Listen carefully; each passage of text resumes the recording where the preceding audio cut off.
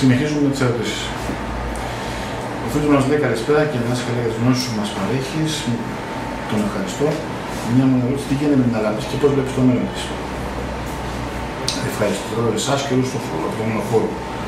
Και πάλι να είναι καλά άνθρωπος. Κοιτάξτε, η Αλάπης, σαν εταιρεία, έχει υψηλή κεφαλαιοποίηση για την κερδοφορία που έχει. Οι εταιρείες αυτή τη στιγμή πιέζονται. Δεν έχουν μάθει να λειτουργούν σε περιβάλλον ύφεσης, καμία εταιρεία. Όταν λέω καμία εταιρεία, μιλάω από την Εθνική Τράπεζα και μέχρι το τελευταίο περίπτερο.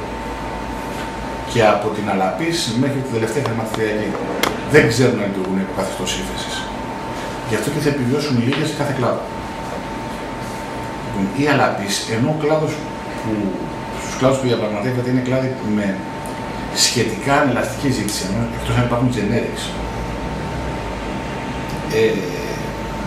θεωρώ ότι είναι υπερτιμημένη εδώ που είναι. Δεν έχει δηλαδή την κερδοφορία και το management εκείνο. Μην ξεχνάμε ότι ο Λαβεντιάδης είναι καλός για χρηματιστηριακά παιχνίδια, αλλά είναι μικρός για manager.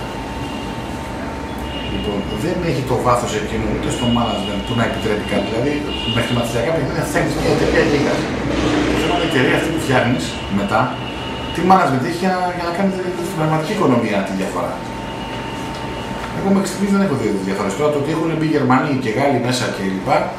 Μπορεί να πούνε και Πορτογάλοι μέσα. Γιατί στην εταιρεία του Λαβεντιά την νεοχημική δεν είχαν μπει μέσα και τους τα φόκωσα. Και τι έγινε.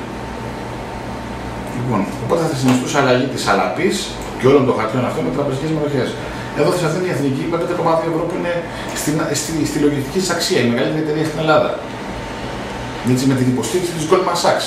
Δεν πρέπει να συζητάμε για άλλες εταιρείες. Αυτή την Goldman Sachs γνωρίζετε πολύ καλά ότι άμα θέλει παίρνει το χρηματιστήριο και το πηγαίνει 10.000 μονάδες. Λοιπόν, και μπαίνει η Goldman Sachs και λέει για την αύξηση με το κεφαλαίο της Εθνικής. Από εκεί πέρα τώρα τι να συζητήσουμε. Ο επόμενος μας λέει την άποψή σας για ΕΤΕ σε σχέση με αύξηση. Θα πιεστεί πότε προτείνεται αγορά μέσω δικαιωμάτων μετά από εισαγωγή των νέων μετοχών. Λοιπόν, ναι σε σχέση με την ΕΤΕ, ναι τώρα αγορά. Και μέσω δικαιωμάτων. Όχι μετά την εισαγωγή των μετοχών, τώρα τα δικαιώματα 5,2 θα πάει η Εθνική 5,2 ευρώ. Εξαιρετικά δύσκολο για να την αγοράσουν μετά. Ενώ τώρα παίρνω 57,5% των μετοχών που έχω με 5,2. Τώρα μπορεί, το είπα και προηγουμένως, να χρειαστεί να κάνουμε μια τράμπα. Μπορεί να μας συμφέρει να αλλάξουμε τις μετοχές με δικαιώματα. Αλλά αυτό δεν έχει να κάνει με την επένδυση στην εθνική, είναι συμφέρουσα. Βέβαια τώρα η άποψή μας αν αξίζουν εδώ ευρώ πυραιός α. Κοιτάξτε, η πυραιός έχει κάποια προβλήματα που είναι γνωστά σε όλους. Τώρα αν τα διορθώσει ή όχι δεν μπορώ να το ξέρω αυτό. Γενικότερα, όταν μια τράπεζα ή μια εταιρεία φτάνει στη λογιστική της αξία, στο book value, είναι φθηνή. Αναφίβολα.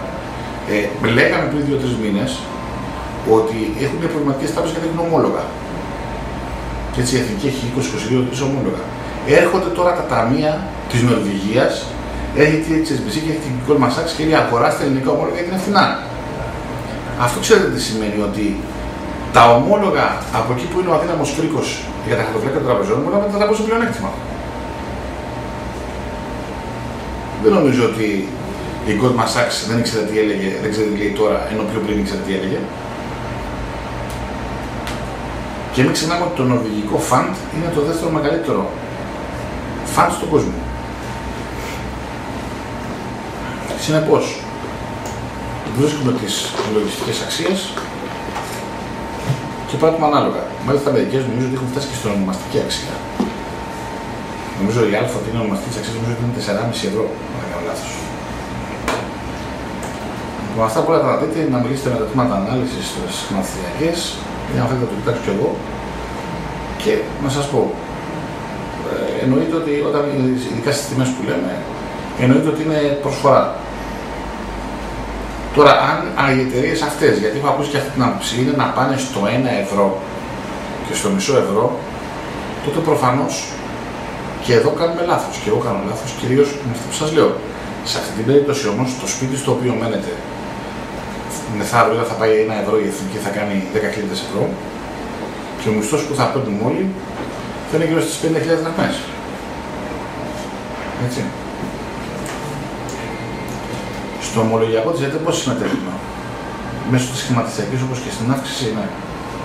Στο ομολογιακό της ΕΤΕ κάποιος παίρνει 40 μετοχές με 200 μετοχές που είναι 5 προς 1 η αναλογία των μετοχών που έχει, με 5,2 και 3 στις 8 με 5,2 στις ομολογίες. Δηλαδή κάποιος θα πάρει 75 ομολογίες με 200 μετοχές συν 40 μετοχές με 200 μετοχές. Δηλαδή κάποιος που έχει 200 μετοχές μάνες θα πάρει 75 και 40, 115 μετοχές προς 1,2, προς 5,2. Θα πάτε στη χρηματιστηριακή σας, θα πάρετε τηλέφωνο και θα πείτε: έχω βάλει τα λεφτά, να τα βλέπω στις χρηματιστηριακές, έχουν και θέμα. Πρέπει να βλέπουμε τα λεφτά στο λογαριασμό. Έχω βάλει τα λεφτά μου αυτά, δέσμευσέ τα για να συμμετέχω στην αύξηση. Το μετρηνό το βλέπουν οι υπεραντιδρά του γενικού δίκτυ, συμφωνείτε? Ο δίκτυς θα καθοριστεί από την κίνηση που θα κάνει η εθνική. Εάν γίνει ανωδική κίνηση και πρωτοστατήσει η εθνική, ο μετρηνός μπορεί να υπεραντιδράσει. Βέβαια, κάνει μια συγκεκριμένη διαδρομή ο μετρηνός.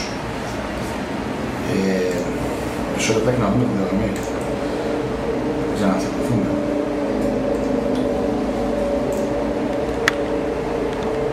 Ο μετρηνός εδώ και καιρό κάνει μια συγκεκριμένη διαδρομή, η οποία έχει ψηλό τα 5 περίπου ευρώ και χαμηλό τα 3,85. Πρέπει να φύγει πάνω από αυτό το range, την παράλληλη κίνηση, το παραλληλόγραμμο που κάνει, ας πούμε τα 5,30 για να είμαστε μέσα, για να πούμε ότι θα κάνει κίνηση δυνατή. Πάντως εδώ που είναι αγοράζεται με ένα stop loss στα χαμηλά κλεισίματα, στα 3,85 με 3,90.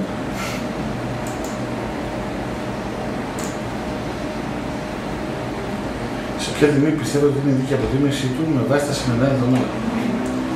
Κοιτάξτε, είναι εξαιρετικά δύσκολο να πούμε γιατί και η αποτίμηση, γιατί δεν γνωρίζουμε πόσο θα διαρκέσει η ύφεση, πρώτον. Δεύτερον, πώς θα επηρεαστεί μια εταιρεία από την ύφεση. Και τρίτον, την ικανότητα του management της εταιρείας, το οποίο τα πράγματα που δεν αναφέρεται πουθενά, κάνει την διαφορά και δυστυχώς δεν το κρίνουμε μόνο εκ των υστέρων. Επομένως, είναι πιο φρόνιμο τώρα να πούμε είναι κοντά στην ονομαστική αξία ή στη λογιστική, που είναι δύο πολύ σημαντικά θεμελιώδη ζητήματα. Άρα την αγοράζω, εφόσον φυσικά η εταιρεία δεν έχει μεγάλο βραχυπρόθεσμο μηχανισμό, δεν έχει κόκκινα, έτσι, αυτά κοιτάμε εννοείται. Τότε ναι, την αγοράζω, ή τεχνικά, αν το πάρουμε, εάν είναι κοντά στα χαμηλά που έχει κάνει, και βάζω ένα στόπλο στα χαμηλά. Δηλαδή, εγώ θα αγοράζω εθνική, ας πούμε, όσο πιο κοντά είναι στα 9 ευρώ, με στόπλο στο 8,80. Σε κάθε περίπτωση. Αν το πάρουμε τεχνικά, το θέλετε. Αυτό.